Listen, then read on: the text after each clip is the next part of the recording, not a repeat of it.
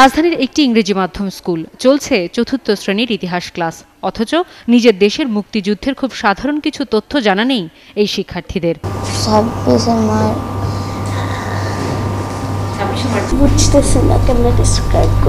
আমরা বেঙ্গলিতে মোস্তফা কামালকে নিয়ে, আমাদের মুক্তিযোদ্ধাদেরকে নিয়ে, ওদেরকে নিয়ে পড়েছি। সক্রেটিস, তারপর রবীন্দ্রনাথ ঠাকুর, শেখ মুজিবুর রহমান। নিজের দেশ আর সেই দেশের ৯ মাসের রক্তাক্ত মুক্তিযুদ্ধের কোনো ইতিহাস তাদের জানা নেই, কিন্তু কেন?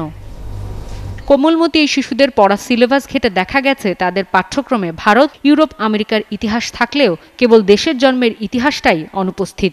নেই ৫২ ভাষা আন্দোলনের ইতিহাস বলতে কেবল বঙ্গবন্ধু, ভাসানী আর জিয়াউর রহমানের সংক্ষিপ্ত জীবনী। আর এক প্রতিষ্ঠানে কথা হয় শিক্ষার্থীর সাথে, সেখানেও রক্তাক্ত ৭১ শিক্ষার্থীদের কাছে ভীষণ অপরিচিত।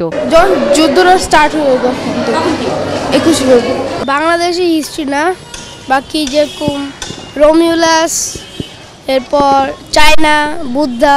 শিক্ষকদের দাবি, ক্যামব্রিজ আর এডেক্সেলের সিলেবাস অনুসরণের দায়বদ্ধতা তো আছেই, পাশাপাশি বাংলাদেশের ইতিহাস নিয়ে ইংরেজিতে ভালো বই না থাকাটাই এর কারণ। তো দুর্ভাগ্যজনকভাবে যে আমাদের দেশে সেই রকমভাবে লেখালেখির কাজটা খুব একটা এগোয় না, এবং এই ক্ষেত্রে খুব একটা গবেষণাও হয় না, যে কারণে অনেক সময় আমাদেরকে বাইরের বইয়ের উপর নির্ভর করতে হয়। তবে শিক্ষামন্ত্রীর মতে সংকটটা হলো ইংরেজি মাধ্যমগুলো কোনো নীতিমালাই মানছে না। তাদের এই ধরনের প্রতিষ্ঠান চালানোর ক্ষেত্রে আমাদের কোনো নিয়মনীতি মেনে চলতে হবে, যে সেই বইটা ইতিহাস তারা এইভাবে ঠিক পড়াবেন, তা আমরা তো ওই বই আমরাই দিব।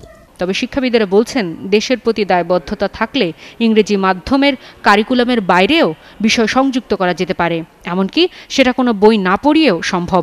সিলেবাসে কিছুটা হলেও থাকা উচিত এবং সিকোয়েন্স করে থাকা উচিত। শুধু কেতাবি করে আমার লাভ নেই, অনেকটা এই অনুষ্ঠানগুলিও করা উচিত। শারমিন নীরা, ৭১, ঢাকা।